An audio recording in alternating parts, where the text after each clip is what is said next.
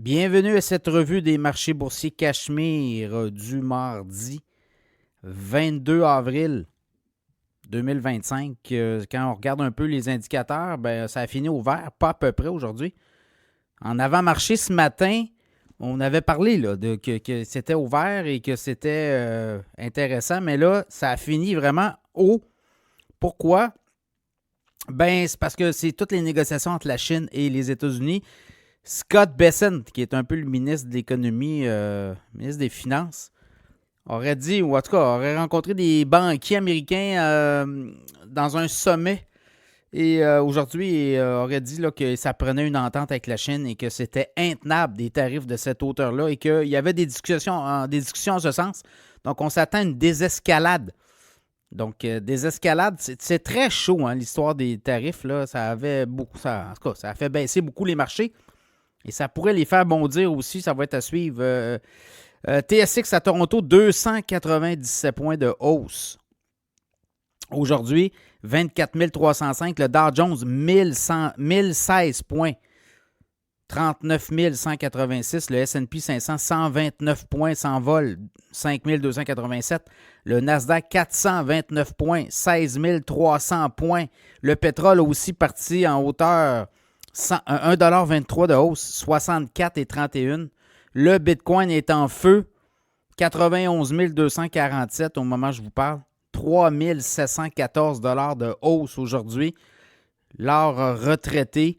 L'or a atteint les 3 500 dans la journée, mais ça, c'est en début de journée.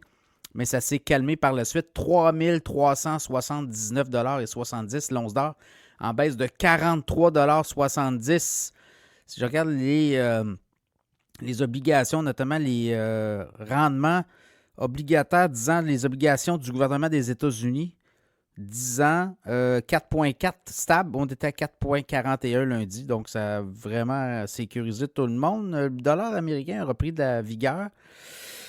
Alors voilà, c'est un peu ça. Donc, on pourrait avoir une accalmie, à tout le moins, on pourrait avoir des bonnes nouvelles entre la Chine et les États-Unis. Évidemment, tout est explosif. Ça ne prend pas grand-chose. Ça prend juste des commentaires de Donald Trump sur Truth Social. Il y a aussi l'histoire de la Fed, hein? Le bras de fer qu'on a avec Jérôme Powell. Aujourd'hui, silence radio. Il n'y a pas eu beaucoup de commentaires là-dessus, mais est-ce que l'administration Trump veut, on le dit, là, ils veulent la tête du président de la Fed. On veut des baisses, notamment du taux directeur aux États-Unis. Donc voilà, ça va être à suivre là aussi. Demain, beaucoup de... La plupart des titres ont monté aujourd'hui. Là. Si vous regardez, là, c'est pas mal tout du vert. Tu vois, Novo Nordisk, qui est le compétiteur d'Eli Lilly, s'est fait ramasser, là, a perdu 7% à la bourse. Eli Lilly a dévoilé des essais cliniques pour une nouvelle pilule anti-obésité. Ça a donné un coup sur Novo Nordisk. Également en Suisse, là, une compagnie d'assurance, Helvetia et Baloise, pourraient fusionner. Donc, ça amènerait quand même un gros joueur de l'assurance, notamment. Donc, ça va être à suivre là aussi. Pour l'instant, mais là, je regarde demain les résultats financiers. On va avoir beaucoup de résultats financiers dans les earnings. Boeing, on va avoir les résultats de Boeing. Après ça, O'Reilly, Alaska Airlines, AT&T, Vertiv, IBM, Next Era Energy, Chipotle, Newmont, Gene, Vernova, Texas Instruments, Lam Research, Sands, les casinos de Sands notamment. Donc, à suivre demain, beaucoup de résultats financiers. Une journée au vert. Aujourd'hui, on va prendre tout ce qui bouge. Quand c'est vert, ça fait plaisir à pas mal de monde. Donc, aujourd'hui, ça. Là, le Bitcoin va être intéressant à suivre.